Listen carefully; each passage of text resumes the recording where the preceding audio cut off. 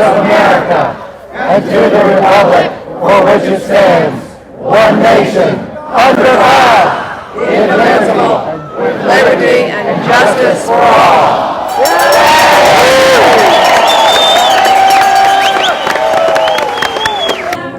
Oh, say does that star-spangled banner yet wave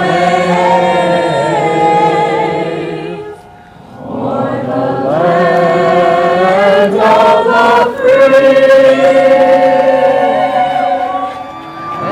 the home of the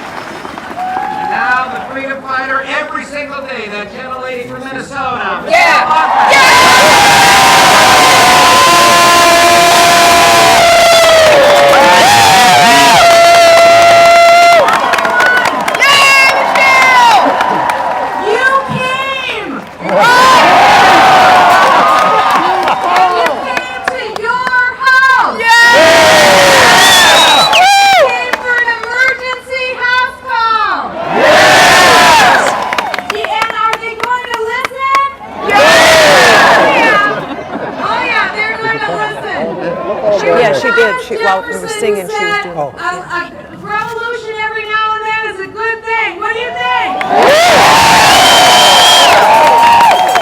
You feel so good right now, and we, the members of Congress that are gathered on the steps for this press conference, are so honored that you are here. We are blessed enough to have a voice. We just were voting. We're under a vote right now. This is what we use when we go inside to cast our vote.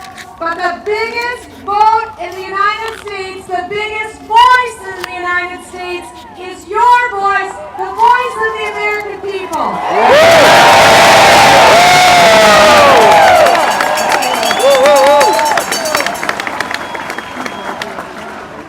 You know, I was reading in the journals and diaries of our founders, and I was reading one of my favorite authors, and that's of the wife of our second president, John Adams.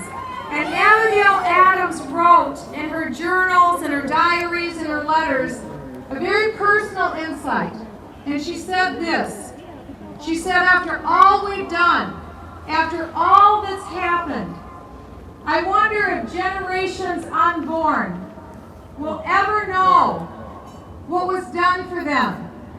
The sacrifice, the toil, the blood, the treasure, the heartache, what was spent to secure their liberty and their freedom.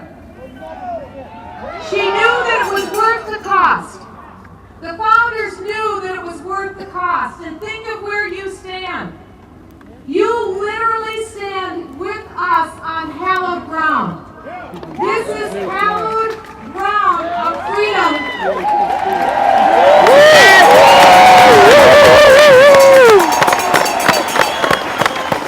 And that freedom was purchased at an incalculable price that none of us can ever truly comprehend. And for 233 years, every generation that has come before has faithfully handed the baton of freedom to the next generation. And so now we are that privileged generation, privileged to be here today, privileged as you stand here in place for other freedom-loving Americans all over the country today who would give anything to be where you are, who don't have the votes to kill this bill. Every lever of power is controlled by one party now in D.C. We tried to figure out what we could do. We knew that we were limited, but what we knew was unlimited was the voice of persuasion of the American people, and that's why you're here today.